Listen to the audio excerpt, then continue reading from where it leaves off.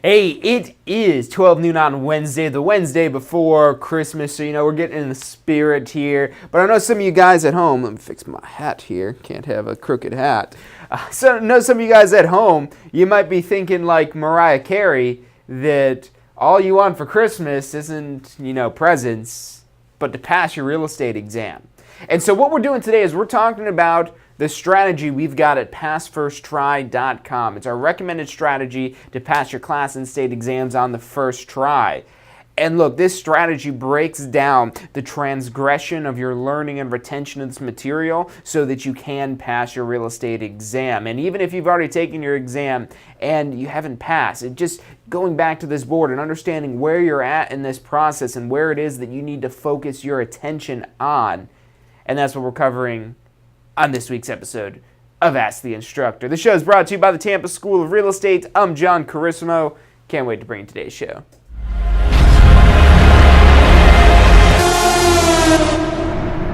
You are watching Ask the Instructor. Absorb the knowledge. Become the expert.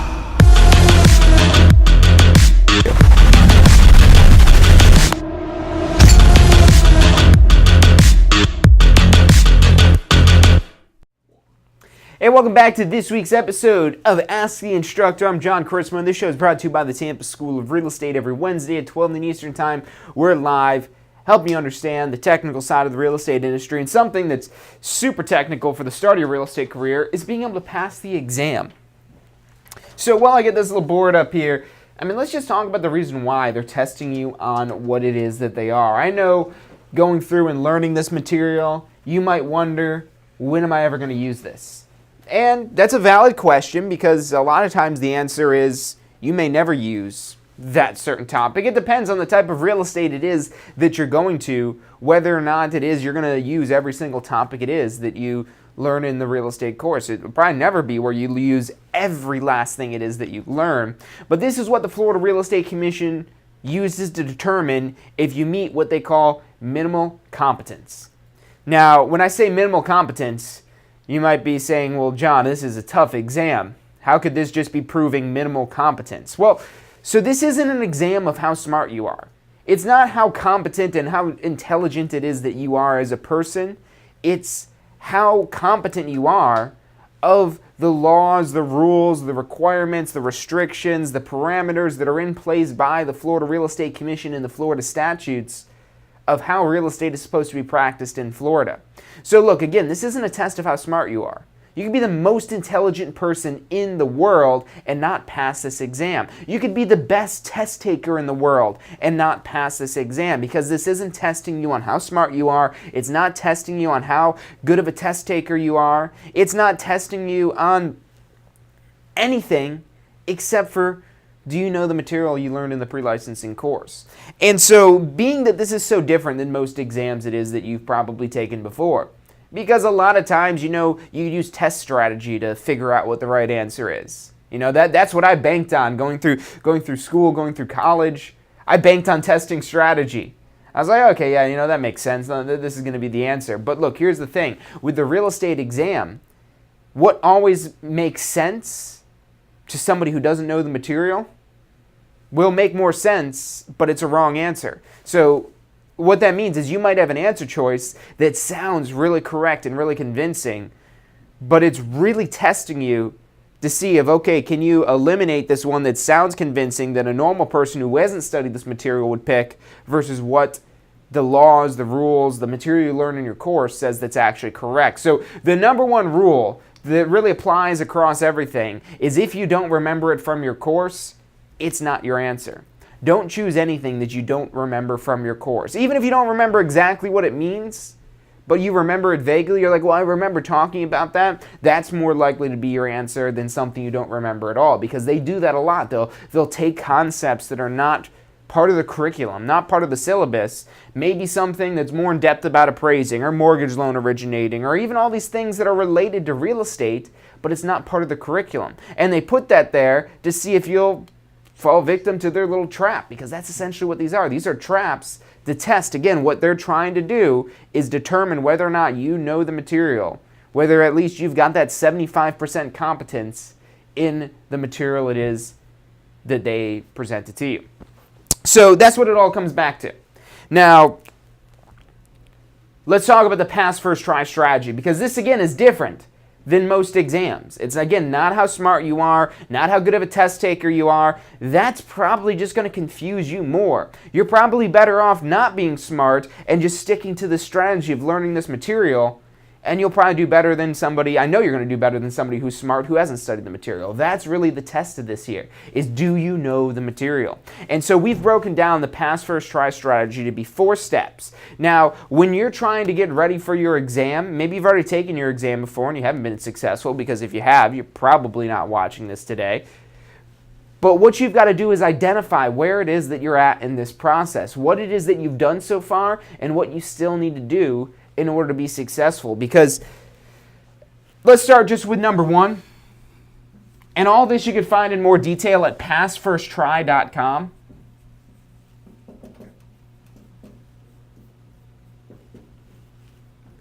So that's got the full strategy at passfirsttry.com. But number 1 is just learning the information. Super simple. Learn the info. Now, most people do this because it's a requirement of the Florida Real Estate Commission. You have to successfully complete a pre-licensing course in order to be able to take the exam. So number 1 is kind of a given. Everyone does that. Everyone learns the information. But then the state exam pass rates. I mean, last month in November was a good month. And you know what a good month is? 50% passing. Because some months it's only 46 or 47 or 48% passing. November, 50% passed. That means 50% didn't pass. And in some months it might be 54% or 55% that don't pass. And that's because so many people just do that bare minimum of taking the course. Yes, taking the course is going to be where you learn the information, but now the question is, will you remember the information? You've learned it, but now will you remember it? So that's where we enter in step 2. Reinforce along the way.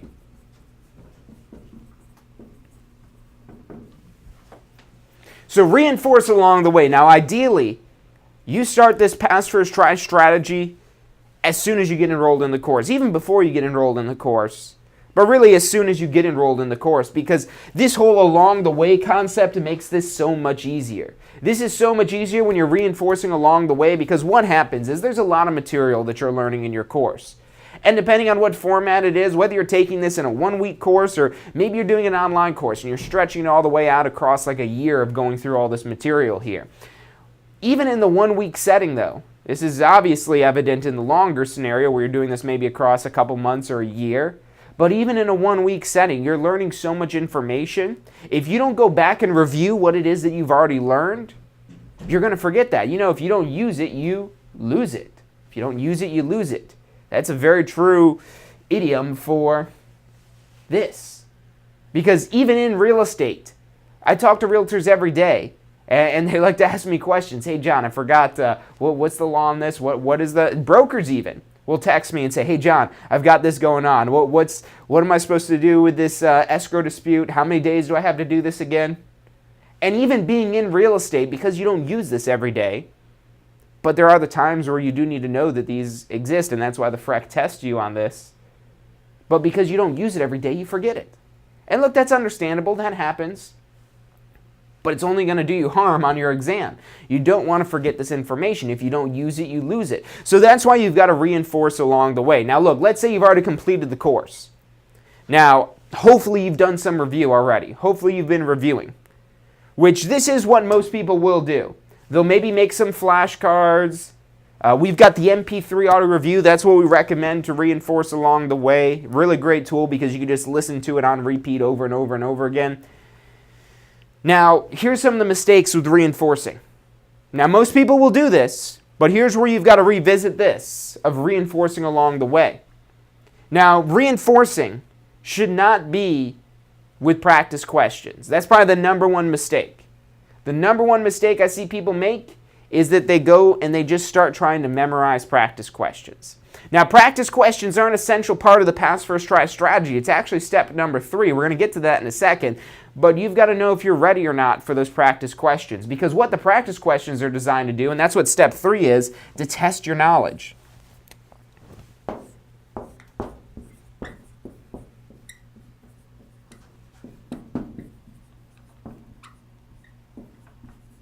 That's when you use practice questions to test if you know what you've reviewed and reinforced. So you don't want to study these practice questions, and the reason why, now this is all rumors, but the state exam, it's rumored, I've heard as low as 700 questions or as many as 2,000 questions that they pull from. But I will tell you this, every day they're trialing new questions to include in the testing bank. So every day they're making this question bank larger. And there's so many ways questions can be asked about the same exact concept. And that's what you're doing in step 2 here. You're reinforcing the simple concepts, the basic principles, the simple key points, the vocabulary, knowing how to use the language of real estate. You're reinforcing these simple things, but then you have to be able to apply those in a practice question. Now, if you go straight into doing practice questions without really reinforcing this information, reinforcing, reviewing simple key points, simple concepts, you want to start out, again, reviewing the simple concepts, just getting to know the basics.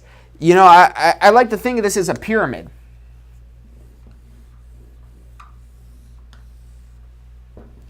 So we've got this pyramid here. Now, if we're going down the list, going down the pyramid, the most information here is at the bottom.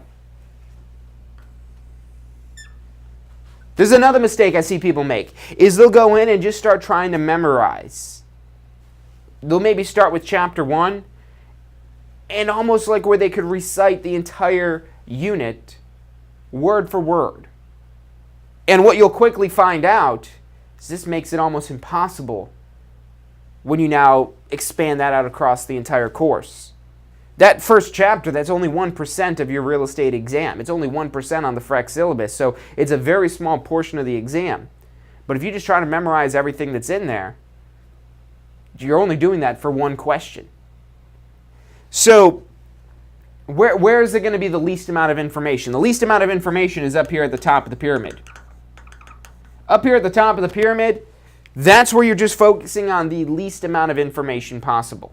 And that's where you want to start, reviewing and reinforcing, is starting with the least amount of information it is that you can. Making sure you know that little bit. So importantly, you know, in our classroom courses, we've got those digital flashcards that we give you. And those digital flashcards, they don't encompass everything in the course, but they're that tip of the iceberg, that tip of the pyramid that gives the most impact from the least amount of information. But now, where is it that you expand from there? You know, that might be enough, maybe, just maybe enough to get you 100%. That's what we're trying to do, is give you the least amount of information possible, because that's what's going to be easiest to remember. But you want to apply that same concept up here, across the entire course. Rather than trying to remember every last detail about every, for example, with key terms, with vocabulary. For example, the word principle. Principle is definitely a term it is that you want to know. And really just want to know it's the loan amount. If you know the principal is the loan amount or the loan balance, you're good. That's it. You don't need to make it more complicated than that. You want to keep it simple before you expand even deeper, because learning the information, you're learning it at these lower levels where you're learning a lot of information. But then when you're going back to review this, you want to review the simple concepts, the basics, the fundamentals, and make sure you know those inside and out. And then what do you want to do? Then you want to move into testing your knowledge. You move into step 3 of testing your knowledge and saying, okay, let's see if I could apply those simple concepts in a more complex question. Because that's what the exam's going to do. And this is why you do not want to study just simple, basic, or complex even, practice questions. You don't want to study practice questions. You want to use practice questions. Do not study practice questions. Use practice questions. And now what do I mean when I say use practice questions rather than study practice questions? You don't want to memorize the question. You want to use the question to see if you've got an understanding of the concept that they're asking you about, to see if you could apply that simple concept in a more complex question. And if you can, perfect. But if you're doing these practice questions, and look, this is where you want to be honest with yourself here. And that's what this pass first try strategy is designed to do. It's designed to give you the steps that you need to do.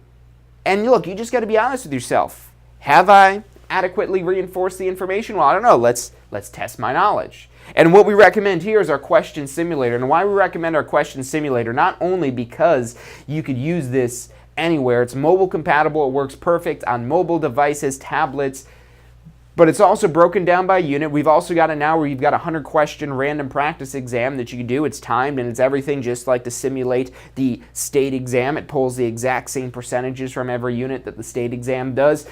So very powerful tool. But what makes it so powerful is that every single question has an immediate response with feedback of why that answer is the way it is. And somebody actually had told us, we had got some feedback, say, hey, you know, I don't like the feedback because it doesn't tell me whether it's A, B, C, or D. I've got to actually read the feedback to see why that answer is the way it is. And that's the point. The point here is it's not the question that's your focus. The most important part of our question simulator or any practice questions is the rationale, the reason why that answer is correct. Because again, you want to use the practice questions to test your knowledge. And it doesn't necessarily have to be in our question simulator. Again, that's the best tool to do this. But it could be the questions that are in your textbook. It could be questions in an exam book. Any of this material it is that you're using to study, just make sure it's from an approved Florida real estate school. There's a lot of nationwide exam prep companies out there that don't specialize in any one particular state. And the problem with that is Florida is so specific with their laws and their rules. We're very different than most other states. And anybody that's got their real estate license in another state that's trying to pass their Florida real estate exam, I'm sure that you know that as well, how different Florida really is for their laws and rules. And a majority of the exam is laws and rules that are based around Florida. So, this thing's getting in my way here. Point being, make sure that any material it is that you're using to study is coming from an approved school. Because if it's not from an approved school, they have no having to answer to the Florida Real Estate Commission. They have no responsibility to the Florida Real Estate Commission. They don't have any connection really to the Florida Real Estate Commission because the Florida Real Estate Commission doesn't approve exam prep courses. So make sure it's coming from a reputable source is what I'm trying to say. But wherever it is that you're doing the practice questions, again, our recommendation, questionsimulator.com. It's our own question simulator that we, Tampa School of Real Estate, designed inside and out there. Our own questions that our instructors got together and created this pool of questions and put in the detailed feedback. And we had somebody not too long ago asking about doing one-on-one tutoring. You know, it's really popular, and we do offer one-on-one tutoring, but look, here's why I recommend one-on-one tutoring as a last resort.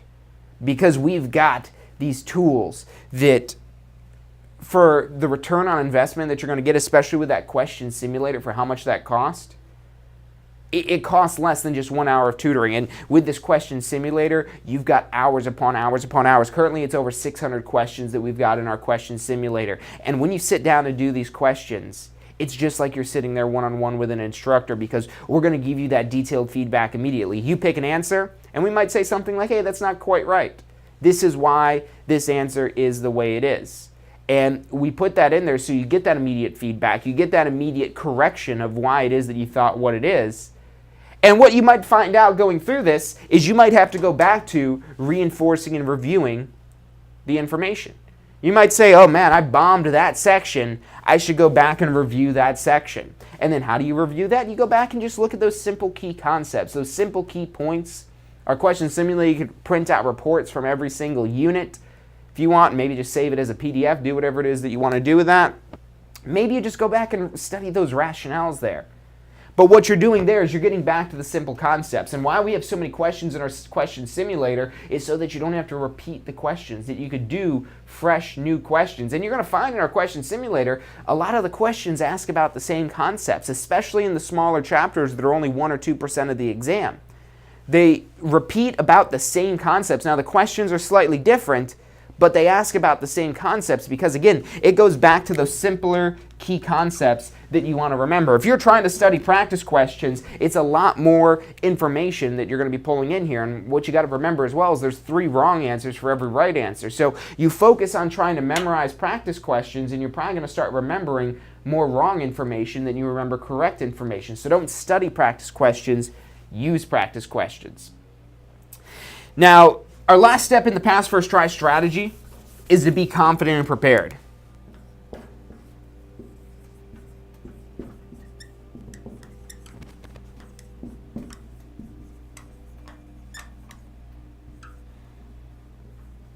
So what do I mean when I say be confident and prepared?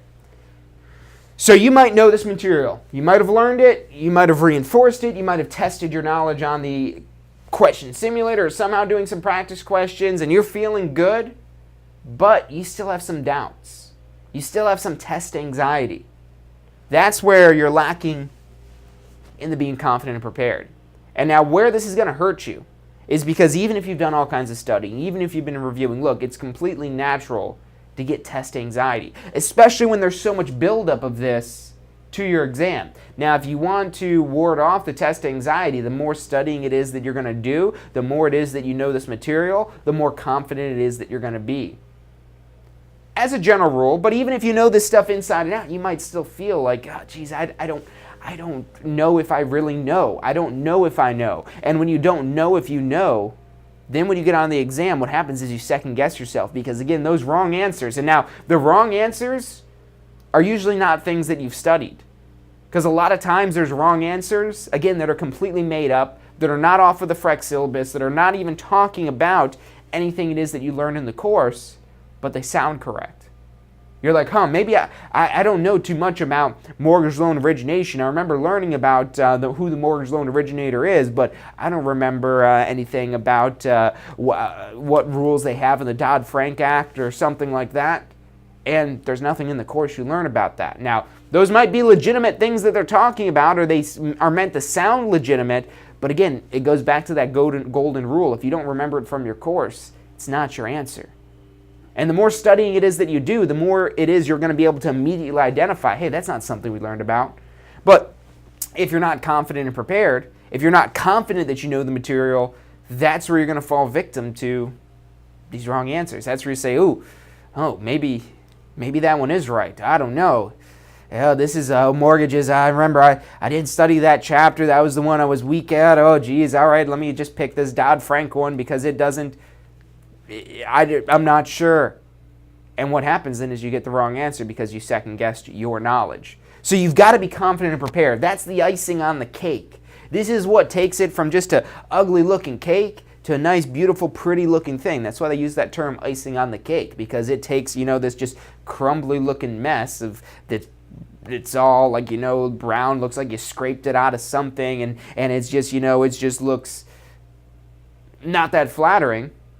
But then you dress it all up with the icing and the frosting and the pretty little flowers and, all kinds of designs and whatnot. And you're like, wow, that really looks good. Now, that cake on the inside probably tastes good, but you want it to look good. This isn't tasting good, and this is now that final touch that makes it 100%. And so what we recommend to be confident and prepared is our weekend prep class. And now why we recommend this as the last step in the strategy here. Because if you haven't reviewed along the way, if you haven't reviewed any of these simple concepts, if you haven't already tested your knowledge, you're going to come into the weekend prep class feeling overwhelmed. So as a prerequisite to the weekend prep class, now we don't require this because if you want to come sit in the weekend prep class and feel overwhelmed, you're welcome to. It'll probably still do you some good, but it won't do you as much good as if you had already done some review and testing of your knowledge in the first place. And that's why we developed this pass first try strategy to not only have tools for each step of the way to say, hey, this is what we recommend to reinforce. This is what we recommend to test. This is what we recommend to be confident. Not only so we could devise the tools it is that you need so you don't have to go create your own flashcards, so you don't have to go figure out what it is that's actually important in here. But so there's a system that you go through, and this is the more it is that you understand the idea and methodology here, this pass first try strategy, the better prepared it is you're going to be for figuring out where you need to go. Maybe you do need to go back and relearn the information. So your course completion that you get is good for 2 years. So after you complete the course, you could go take your exam for up to 2 years after you complete the course. But what's going to happen after you wait 2 months? You wait 2 months, you wait 2 weeks, you wait 2 days, even 2 days after you take the course. If you haven't been reviewing and reinforcing this information, if you don't use it, you lose it. So time is your worst enemy here. Now, if you are studying and reviewing every day, then you're ultimately making yourself better. If you're spending 2 days doing lots of review, if you're spending 2 months doing lots of review, you're only going to get better. As long as you're using, again, good material that's got accurate information that's from an approved school, then, yeah, that should be helping. But if you go a year, things happen. Things come up. I completely understand that. Life happens. We can't always control life circumstances, but these things happen. And what happens then is this all gets put on the back burner. This gets put on hold. And then now a year, 18 months later, anywhere out before that 2 years is up, you're trying to go pass your exam. You might need to go back to zero. You might need to go back to square one and relearn this information because maybe you forgot it all completely. Maybe you still remember some of it. So maybe it's just now going to step 2, reinforcing that information, listening to that audio review, the mp3audioreview.com, listening to that, going through, maybe reusing those flashcards that you got, maybe rereading some of the highlighted sections in your course, then going on to testing your knowledge. This is probably the most important step right here, because this is what the exam's going to do. The exam is going to test your knowledge, and if you have not tested your knowledge, you're going to be in trouble. You're rolling the dice, really. This helps you find out if you still need to review those concepts. Now, chances are you've done some of this. So if you're looking just for, simple recommendation of, okay, what do I need to do? Testing your knowledge. Let's find out. Let's do a diagnostic test. Let's find out where it is that you're at. Let's find out if you really know what you think you know, or if you do get some of the questions wrong, you're like, oh crap, I do need to go back and review that chapter some more.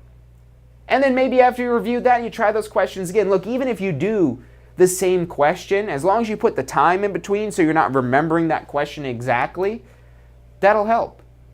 And that's why there's so many questions in there, so hopefully you don't need to do that. But with this, it's going to help you identify and prioritize which sections are the most important by the FREC syllabus and which ones it is that you need the most work in, because you're using practice questions to test if you're ready. And then again, if you need that icing on the cake to be confident and prepared, that's where we recommend our weekend prep class, an intense Saturday and Sunday, 14 hours, and that's when you take out the hour for lunch that you get, 14 hours of actual studying, of reviewing, of cramming in as much information as you can. And what happens if you've already tested your knowledge, if you're already feeling pretty good, you're going to walk out of there saying, I'm ready. I know I'm passing that exam. I'm for sure that I'm passing the exam. Now, you might come out of that weekend prep class and say, wow, that was a lot. I want to make sure that I don't forget all this stuff. I would say go in and again, go back. And it's okay to backtrack through this process. This isn't a fluid that, okay, I've already done this, so I don't need to do that ever again. No. Again, being honest with yourself, seeing, okay, I do need to go backtrack. I do need to go back, maybe test my knowledge a little bit more. Maybe you test your knowledge and say, oh, that unit, that's the one where I missed a lot of questions. I should go back and review that even more, and maybe even going all the way back to relearning the information. Now, chances are you usually don't have to go all the way back to square one, but sometimes you might have to.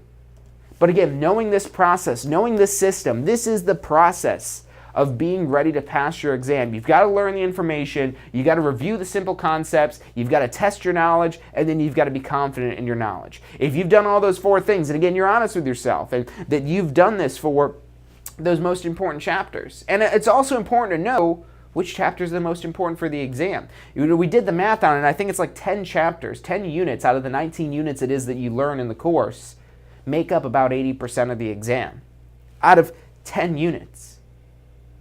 And that means almost the entire other half of the course makes up only about 20% of the exam. So it really helps when you know what it is that you want to study. And again, we've built all of our tools completely around that. So look, that's about all the time it is that we've got for today. Thank you guys for tuning in. If you want to get any of these study tools, if you want to check them out, we've got demos for our MP3 audio review. We've got a demo of the question simulator where you can do some practice questions, all completely for free. Check that out at passfirsttry.com. Get in there, take the demos. I guarantee you're going to really like these study tools and that they will help you be prepared for your real estate exam. We've put a lot of effort and work into designing these to be the most effective tools because we do want to see you pass your real estate exam. Look, I know it's tough. If it weren't tough, there wouldn't be only 50% of the people passing that take the exam statewide. But again, anything more it is that you do than just learning the information is moving you closer and closer and closer to passing. So use this strategy, use the tools to help you be ready to pass your real estate exam. Thank you guys for tuning in. If you've got questions on these, give us a call. We've got advisors standing by who can answer any questions you have, assist you in any way it is that they can. That phone number is 813-333-2676. Again, 813-333-2676. We're the specialists. You can Google us. We've got over 1,000 reviews. Check us out online, tampaschool.com. Thank you guys for tuning in. I'll see you guys Friday for State of Real Estate. If you've been thinking about real estate, look, in this current market, it's hard not to. There's so many opportunities that exist out there for residential real estate, commercial real estate, business brokerage, property management. I mean, it's ridiculous how much opportunity lies from having a real estate license. So look, if you've been thinking about getting a real estate license, I mean, it's minimal cost compared to starting other careers and starting other businesses to get into this. So I urge you to check it out and give it a try. I mean, even if you're just using your license for personal use, you've got huge, immense benefits there. Go to this link. It's licensefl.com. That's licensefl.com. Put that link in the description. It's got your step-by-step guide to get a Florida real estate license. And look, check it out. Give us a call. We're here to answer any questions it is that you have, and go out there and make some money. Does your current career allow for unlimited income potential? With a career in real estate, the sky is the limit. What you put in is what you get out. Find out more about how you can tap into the unlimited income potential of a career in real estate at tampaschool.com. Did you know that statewide only about 50% of test takers pass their state exam on the first try? At the Tampa School of Real Estate, we've broken down passing class and state exams into 4 simple steps: learning the information, reinforcing the information, testing your knowledge, and being confident and prepared. View the details of the full strategy at passfirsttry.com. That's passfirsttry.com.